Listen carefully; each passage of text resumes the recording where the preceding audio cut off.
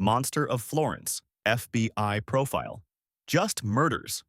From 1968 to 1985, an elusive serial killer known as the Monster of Florence murdered upwards of 16 people in and around the Florentine countryside. The killer or killers always preyed on courting couples, and much like the Zodiac killer, launched an attack from the shadows, shooting the male first before killing the female, who was in most cases mutilated after death.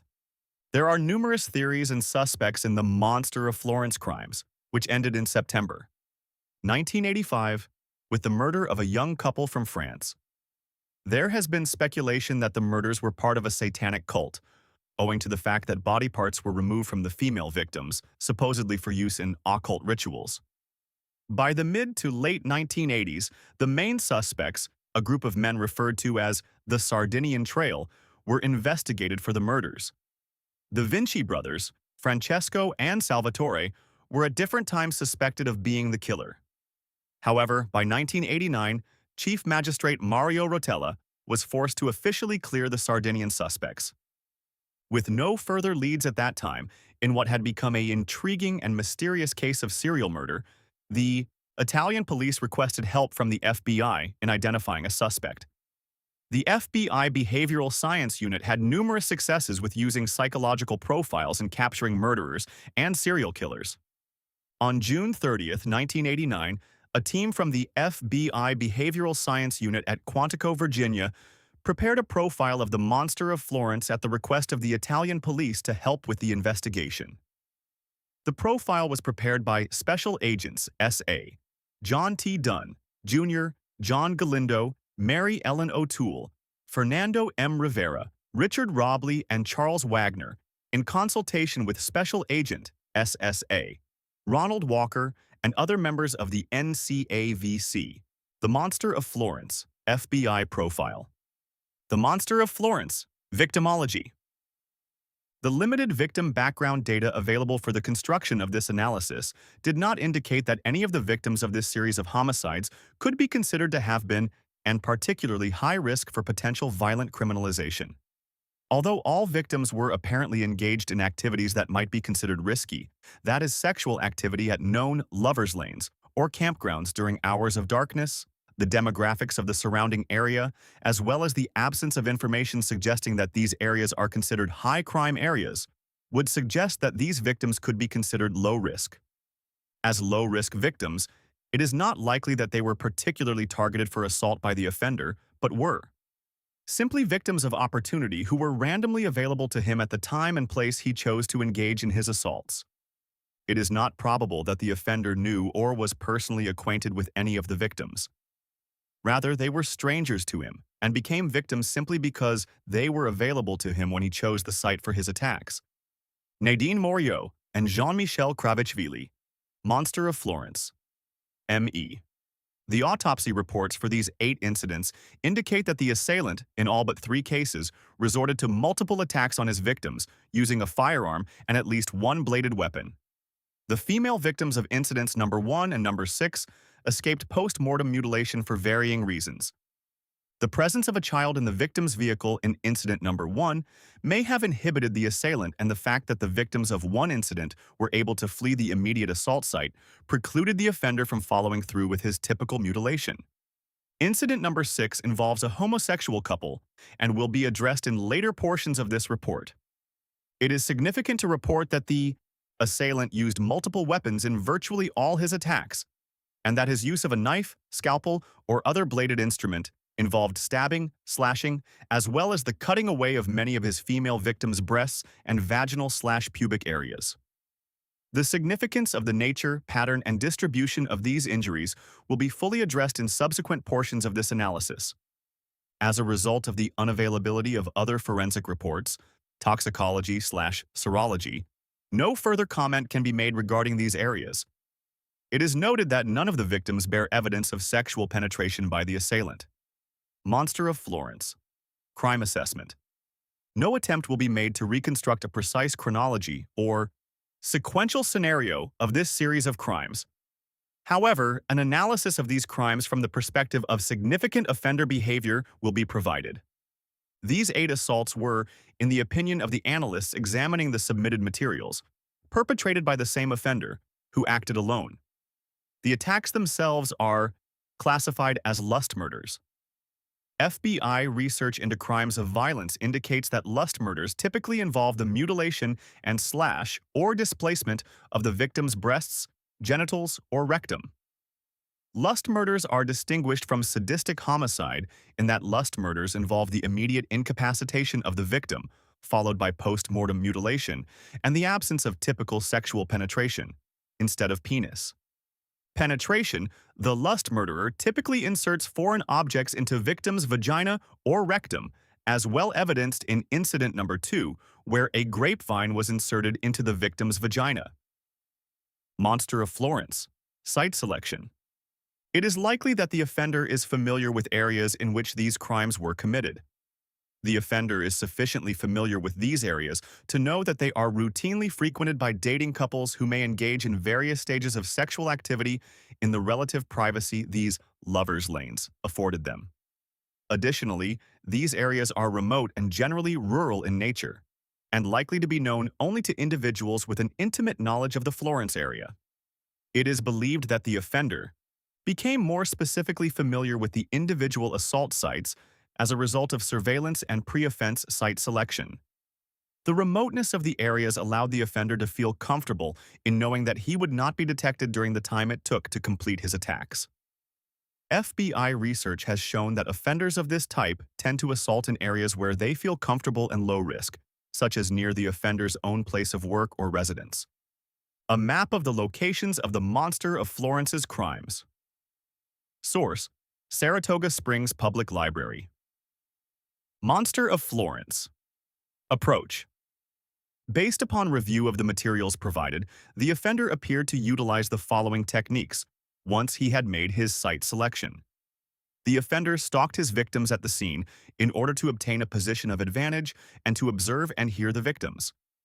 The offender is then likely to have surveilled his victims until such time that they were preoccupied and engaged in some form of sexual activity.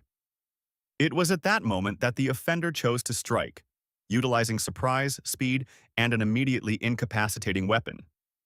This particular style of approach is generally indicative of an assailant who has doubts about his own ability to control his victims, who feels sufficiently inadequate in interacting with live victims, or who feels incapable of direct confrontation. Monster of Florence. Assault.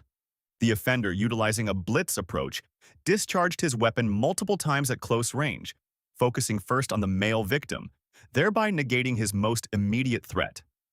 Once the male victims had been neutralized, the offender felt sufficiently safe to perpetrate his attack upon his female victims. The expenditure of numerous rounds indicates that this assailant wanted to ensure that both victims were dead before beginning his post-mortem. Mutilation of the female victims. The female victims are the obvious focus of the offender's attention. The males represented only an obstacle that had to be removed. In homosexual case, number 6, offender failed to mutilate and believed to have been disgusted to learn both were males. Possession and ritual are very important to this offender. This would explain why the female victims were generally removed some distance from the vehicles containing their male companions. The need for possession, as well as the offender's ritualized display of anger with women in general, is further demonstrated by the removal of the victim's breasts and genitals. Despite the absence of penis penetration/ejaculation by the offender, these are all sexually motivated offenses. Mutilation of his victim's sexual organs represents both the sexual inadequacy of the offender as well as his anger toward them. Monster of Florence. Weapon. The .22 caliber weapon consistently used by the offender is a weapon of choice for him. During the 17 years spanning these attacks, it is quite likely that the offender would have had the opportunity to replace this weapon with another, perhaps a more powerful one. He has not, however, chosen to do so. Furthermore, in spite of having left ejected cartridge casings behind at all the crime scenes, the offender has retained his weapon throughout this series of assaults. This offender is quite comfortable handling and using this weapon, and may well have acquired such familiarity with weapons through legitimate means, such as hunting, target shooting, or military training. The consistent use of the same weapon as well as the ritualized manner of approach/assaults strongly suggests that the weapon is part of a kit that this offender used exclusively for his attacks and for no other reason. This kit is likely to contain a firearm, a knife and other bladed weapon, ammunition, and possibly specific clothing or other implements that he uses only during these assaults. The offender's overall behavior at the scene, including his use of the same and specific implements of crime, suggests that the ritualism inherent in this series of attacks is so important to the offender that he must repeat his offenses in an identical manner in order to achieve satisfaction. It is noted that a .22 caliber bullet, unspent, identical to those used in these assaults, was located in front of a local hospital. It is not likely that the offender left the bullet there in an effort to taunt police, but was dropped accidentally by the offender who may have had some legitimate reason to visit the hospital or vicinity, that is, sought medical treatment or worked at the hospital or in the vicinity. It is also possible that he may have visited the hospital if he believed the victims' bodies to have been taken there after the discovery. A Beretta firearm, similar to the one used by the Monster of Florence. Research into similar crimes has shown that lust murderers often remove items from their victims. These items may be articles of clothing or more personal possessions such as a piece of jewelry or lock of hair, etc. Frequently, lust murderers may remove part of the victim's body, such as a finger, ear, or more particularly, a nipple, breast, or other sexual organs. These items are taken as a souvenir and enable the offender to relive the event in his fantasies for a period of time. These items are often retained for a fairly extensive period of time once they serve no more useful purpose. The offender is likely to discard them occasionally at the scene of the murder or at the victim's gravesite. Occasionally, the lust murderer may consume the victim's body part in order to possess his victim. The mailing of the genitalia from the female victim of the last assault is indicative that this offender attempted to taunt police, suggesting that the publicity and attention directed at this case was important to him, and also indicating an increased sense of confidence on his part. Monster of Florence. Offender traits and characteristics. A. Contemporary research conducted by the NCAVC, coupled with offender-based statistics, strongly suggests that crimes of interpersonal violence usually occur intraracially.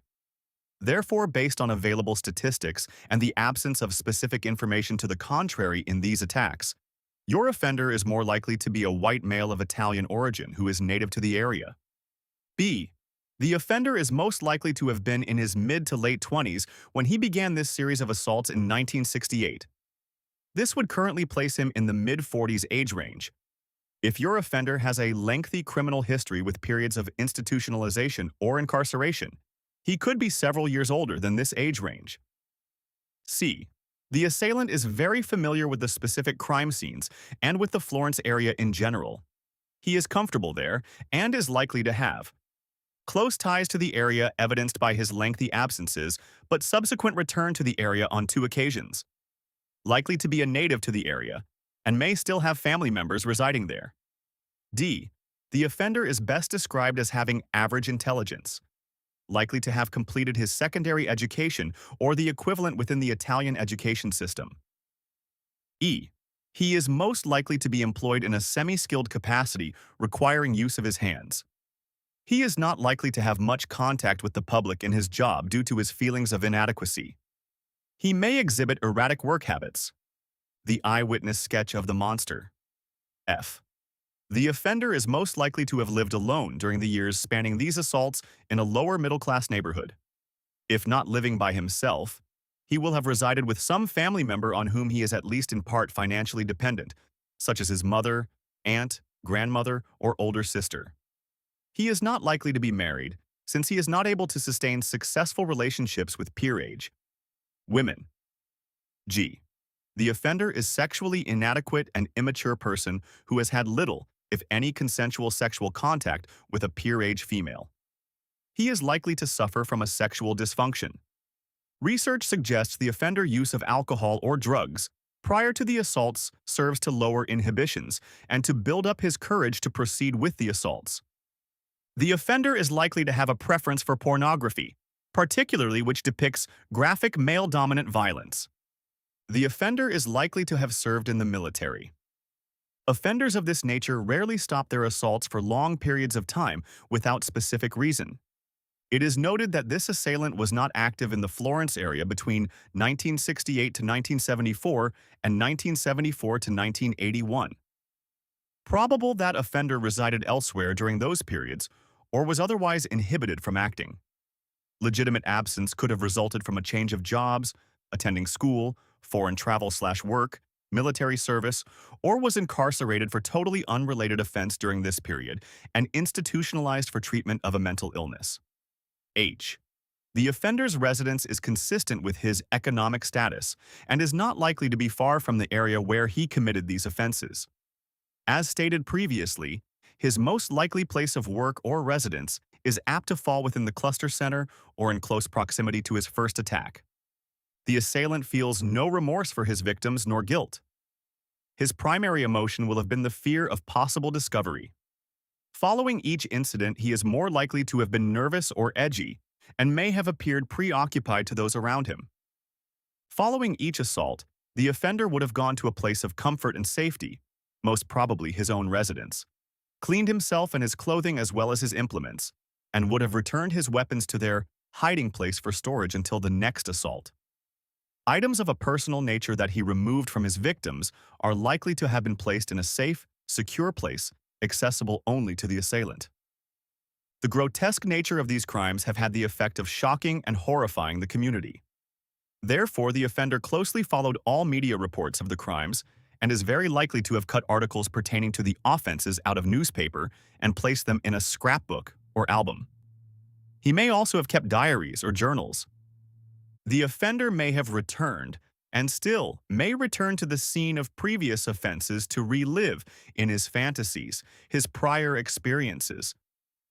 Shortly after the discovery of bodies at various sites, the offender may well have visited the scene to assess the extent of the police investigation through indirect or informal contact with the police.